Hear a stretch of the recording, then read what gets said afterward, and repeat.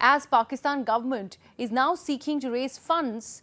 It has constituted, in fact, a negotiation committee to finalize a deal with the United Arab Emirates to hand over its Karachi port terminals. Now, Pakistan Finance Minister Ishaq chaired a meeting of the Cabinet Committee on Inter-Governmental Commercial Transactions on Monday. In fact, this meeting decided to set up a committee to negotiate a commercial agreement between the Karachi Port Trust and the UAE government.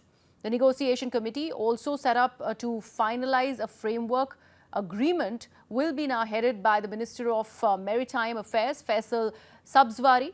Now remember, the UAE government has shown interest in acquiring the Karachi port terminals that were under the administrative control of Pakistan International Containers Terminal last year. Let me actually bring in my colleague Siddhant Mishra on this live stream. Siddhant, we know how Pakistan is already cash-strapped. They are seeking to raise an emergency fund, and this is an uncertainty over the revival of a stalled loan from the International Monetary Fund. How much of this move, if at all they do go ahead with selling the Karachi port terminal to UAE, is going to help Pakistan? Well, the situation is so bad, or perhaps, there are very limited options left with Pakistan.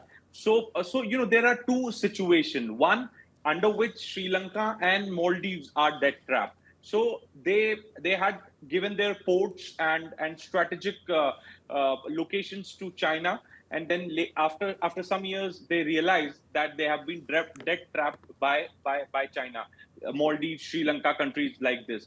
But Pakistan is deliberately making such moves, or perhaps taking these steps where they are leasing out their the locations which are of strategic importance. So perhaps, as you said, Karachi Port, which is perhaps one of the main source of income or revenue generation for citizens of Pakistan and also for the government of Pakistan. If they have decided to lease it out to Saudi Arabia, that could this could give a upper hand to UAE with regards to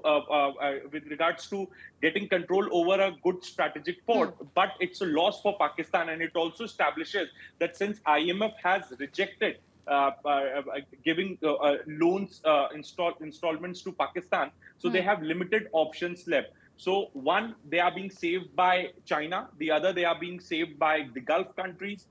They are also in talks with Iraq, but unfortunately, they did not get some substantial assurance from Iraq. So all they are doing right now is to go country to country and maybe to lease out or offer something which that country is interested in, and to raise funds through that channel. Because Pakistan has announced a budget of $51 billion, which is highly anticipated, which is highly it's just an announcement. One cannot see a reality in the numbers that the government has thrown. So to live up to those numbers, or perhaps to live up partially to those numbers, is a responsibility of Shehbaz Sharif's government. And this is perhaps the reason that they are doing all this, so that they can get some fund to run the country.